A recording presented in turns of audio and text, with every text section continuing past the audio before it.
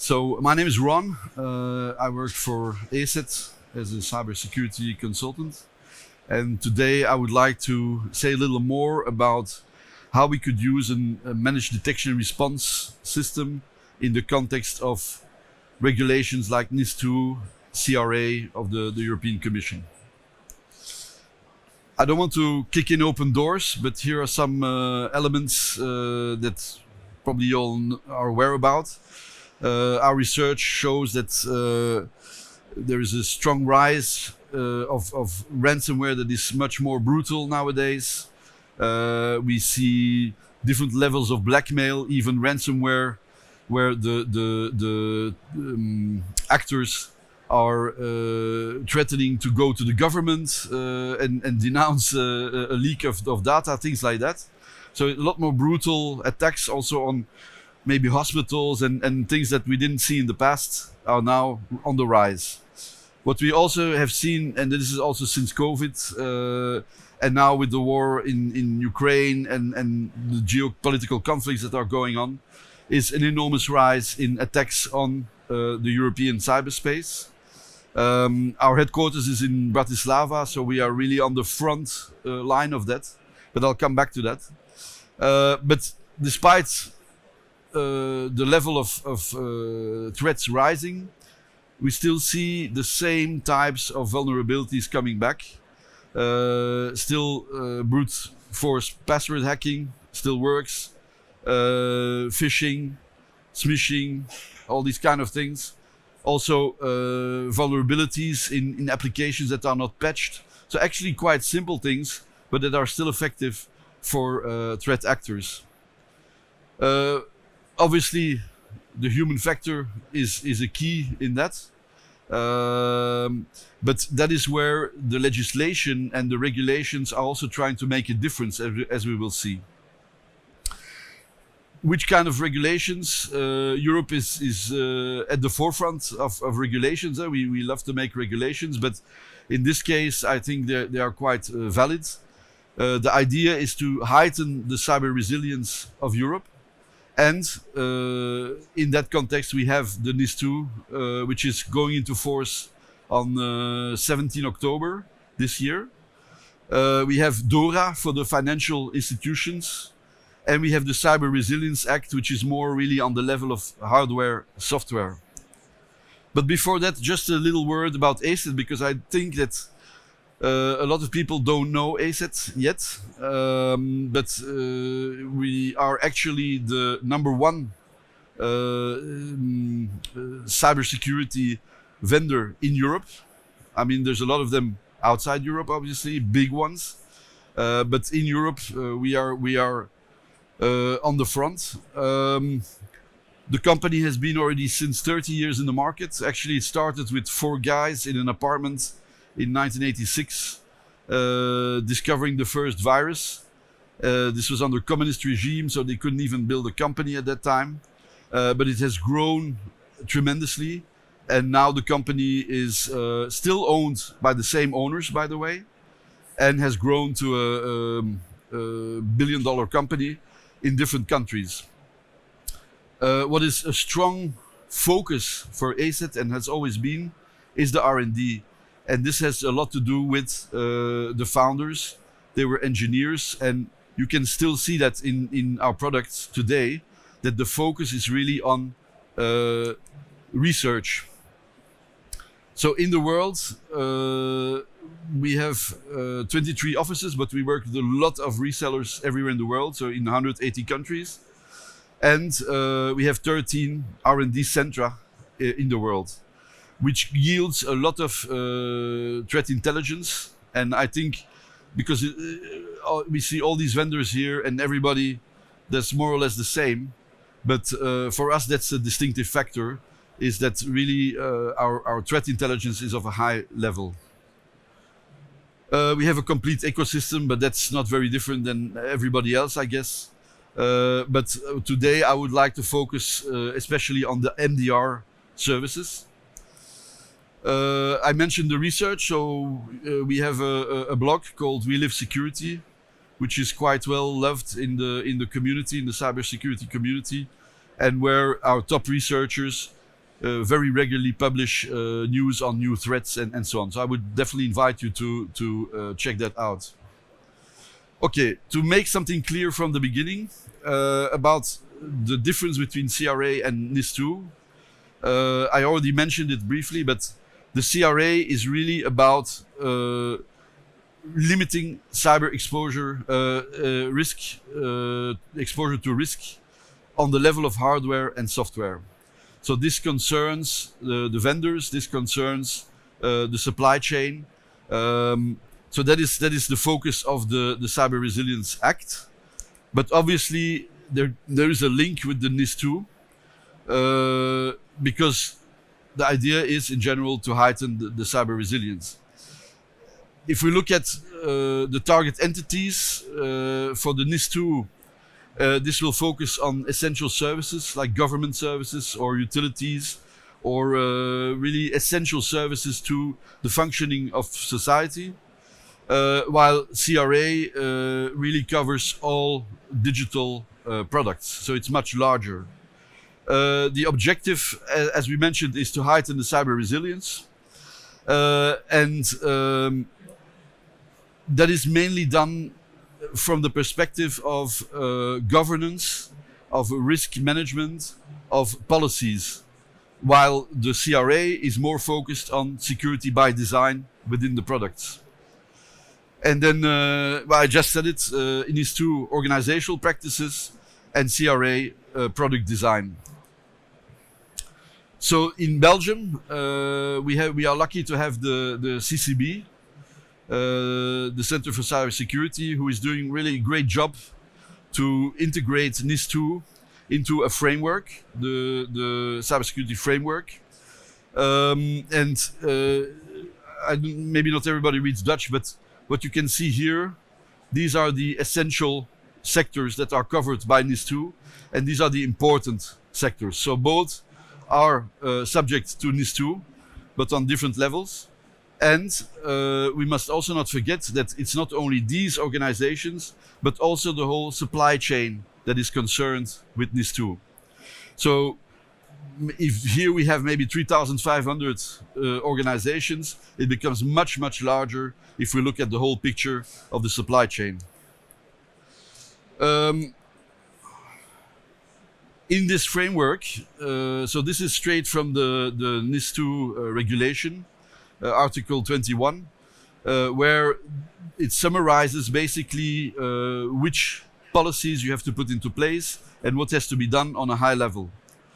And as I mentioned, its main focus is really on governance, risk management, and business continuity. And so this is something quite new. We see that for a lot of organizations, maybe not the really big ones, but we work, for instance, a lot with overheden, dus with government clients here in Belgium, and these things are often not implemented. So on a practical level, how could we then bring that down to something that is applicable in organizations of different sizes? So in the fundamentals framework, they have defined a number of checkpoints. So this is a very useful list of elements. Actually, we could say that this framework is a combination of different other frameworks, like for instance NIST in US, or they took elements from ISO 27001, and they put together a really comprehensive list of checkpoints that you have to go through to be NIS2 compliant. A few highlights from that. First of all, very important to note is that in the NIS2, and this is quite new, the board, the management board, is responsible for cybersecurity. So it's no longer possible for the board to shove it to the IT and say, okay, you take care of that, it's none of my business. No, they will be held responsible. On the other hand, I have heard IT people coming to me saying, yeah, but then it's the management has to take care of it, and they just have to tell me. So it's we will see how these things work out, but at least there is an awareness and a higher level of commitment towards cybersecurity that is demanded. Also, and this is very similar to GDPR, there is a duty for notification. So it says in the text that it should be within 24 hours. Now, okay, to be seen, is that possible or not? First of all, you have to know if you're hacked or not. That's already one thing. And then after 24 hours, that's kind of an informal reporting to the CCB. After 72 hours, you're supposed to give a full report. The sanctions can be severe. It's very similar, as I said, like GDPR, up to 10 million or 4% of your global turnover and this and that. Okay, that sounds very scary, but we will see how this will be implemented. We have heard also from the CCB that there is anyway a grace period which will be implemented. We have been hearing things around even 36 months before all this will be really in place. But that doesn't mean that we should not be already working on it and making ourselves compliant. Because there are audits, there are already audits now on some big projects, but the CCB will also certify people who can then do audits. So it will be more chance to be audited. Well, I think this is something that most of you know, but I think it's useful to still clarify what we mean exactly by these terms EDR, NDR, XDR, because we hear a lot of hype, we hear a lot of commercial talk around it. But what it means for me is EDR is endpoint detection and response. So that's really focus on the endpoints and getting all that data out of there. That is obviously something that we do. We have about 120 million endpoints protected in the world, and we gather a lot of data from there. But endpoint detection by itself is not enough. So the managed detection and response is something that goes further, that also gathers other sources of data. An example is the OSINT database or other external sources, also from different vendors, I would say, and where you get a picture that is where it is possible for cybersecurity specialists to look at that, to stop the threat, and by mitigation, and to then analyze where the threat came from. So that's why we call it managed, because there is a service behind it, and which for most of our customers, which are SMEs, government customers, this is an added value because they don't have the cybersecurity staff themselves to be able to do that. And then XDR, I would say that's kind of the most vague term that is supposed to include everything. And then we are talking already on the level of maybe a SIM or a SOC, and it becomes a lot more complex.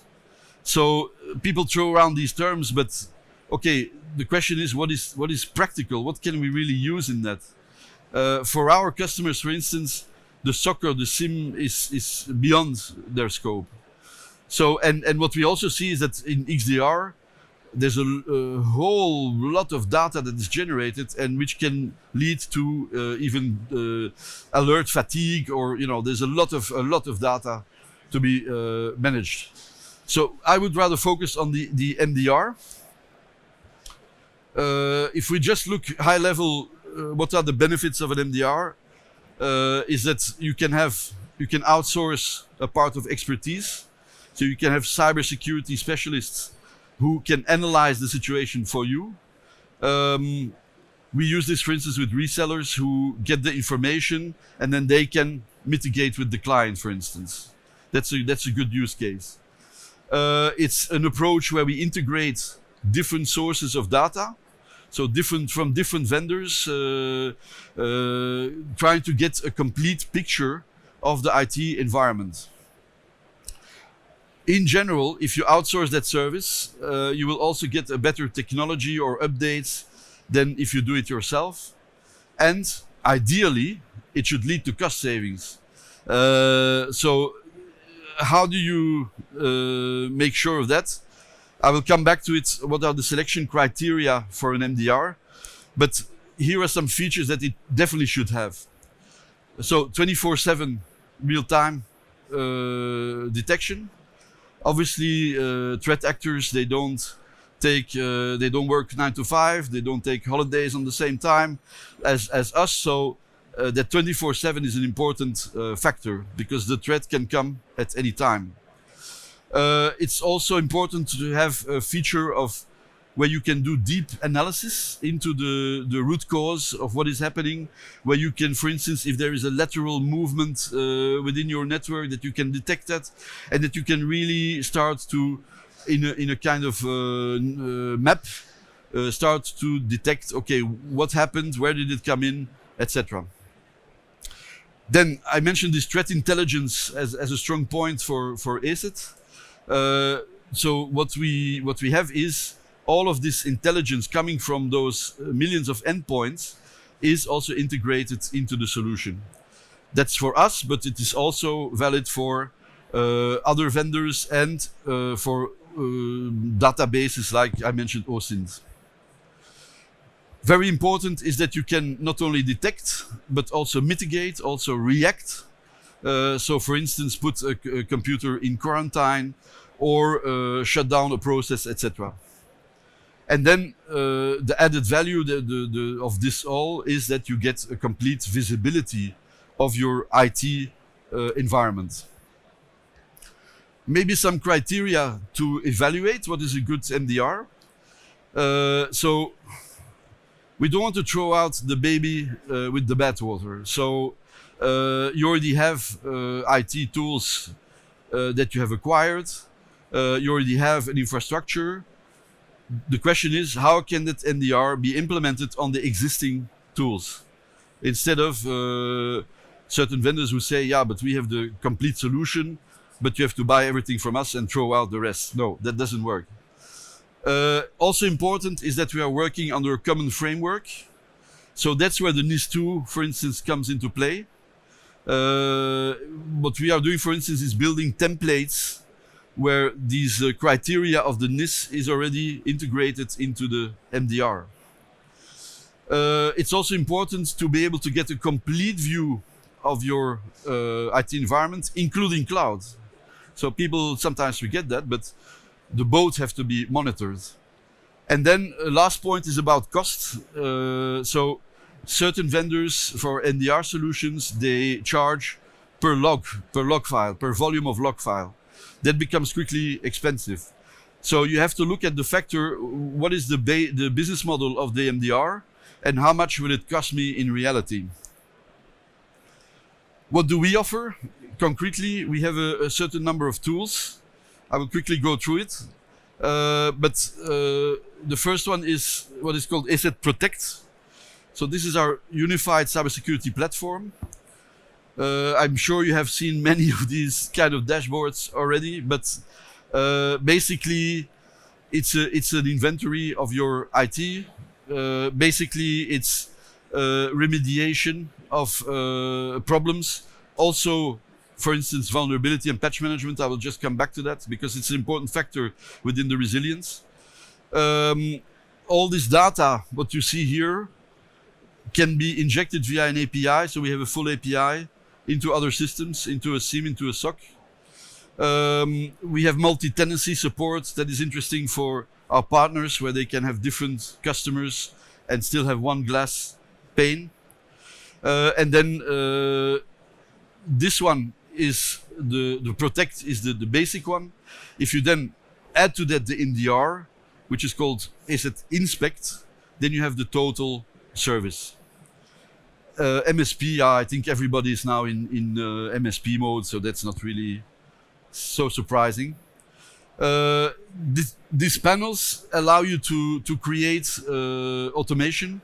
So where you can create dynamic folders. If you say, if a certain machine corresponds to certain criteria, automatically it will go into this folder, and this has to be done. So that's kind of the part to make the life of the IT manager easier. And there is also full mitigation, what I just mentioned in there. Then this is the MDR. So the MDR is something that is more geared towards people who are very well aware of cybersecurity. So more cybersecurity specialists who will have this kind of view. So you see it on the right here. This is a typical attack which is happening. And we can detect here, if we click on one of the nodes, it will give a description of what is going on. It will give a time frame. It will say, okay, this happened first, then that happened, etc. And this was done as a mitigation. And then these data are then available to the IT department to further look at that. What exactly do we look at? And this is what I think any MDR should do. Obviously, the active components in the IT environment. Are there any fileless attacks happening? Silent attacks? What is the root cause? Where did it really get? Where did it start so that we can stop the whole the problem? I mentioned the lateral movements, very important. Which data is affected? Sometimes it's difficult to see. Which techniques have the threat actors used? So that's kind of the summary of what the MDR should be able to give you as information. And then the mitigation is block execution, block a process, isolate a computer, or clean files, etc. This can be automated or not. I mentioned the vulnerability and patch management. So we've done a lot of work on this one because it's obviously a complicated matter. There are a lot of legacy applications, different types of environments, etc. So it's not so easy to offer a solution in that. What we have now is we have around 700 applications of the most common applications which are covered, and we are using the CVs, obviously, 35,000, I think more now, but to be able to look at the versions which are not patched. This is completely integrated into that dashboard that you have seen, and it can be also automated or not, depending on what you want to do. Underlying, so I mentioned the threat intelligence. The two elements you will see now are underlying of the whole technology. So basically what happens is we have that ASET LiveSense, which is the sensors that we have in the world, the different endpoints that we are protecting, sending the data through. As this data is going into the threat intelligence, we link it up with other sources. So again, the OSINT, as I mentioned. And then we have a combination of human expertise. So we have really high-level experts in the different R&D centra, and in combination with the magic buzzword AI. That's something I would say machine learning. We've been doing that since 20 years, so that's not really something new. But in this case, it's interesting because we have something called the AI advisor, which is like a bit like assistant to the cybersecurity expert, and where they can call up information about a certain threat, or the AI can give them insights. And so that leads to what? That leads to our threat reports, which are very well liked on the government level. We work for NATO, we work for European Commission, we work for the Belgian government, specifically around the persistent threats and the threat intelligence reports. And then another, I mentioned it already, another element, very important, I would say nowadays in the IT environment, is interoperability with other systems. We are not an island, we cannot stand alone, we cannot solve everything, so we have to work together. And we have a full API of all our data, and there's already, this is a short list, but the list is much longer. We have already prepared some connections with other systems, SIMs, SOC, like IBM QRadar, or recently Arctic Wolf or Microsoft Sentinel, etc.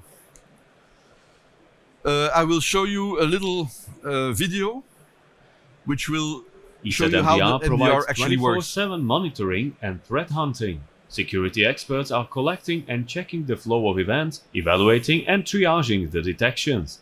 Such detections can seem completely harmless on their own, but when ordered in the correct timeline, an attack pattern can be identified. Enabling ESET MDR will cover the requirement of having a dedicated person on customer side who has the time and skills to identify these malicious activities.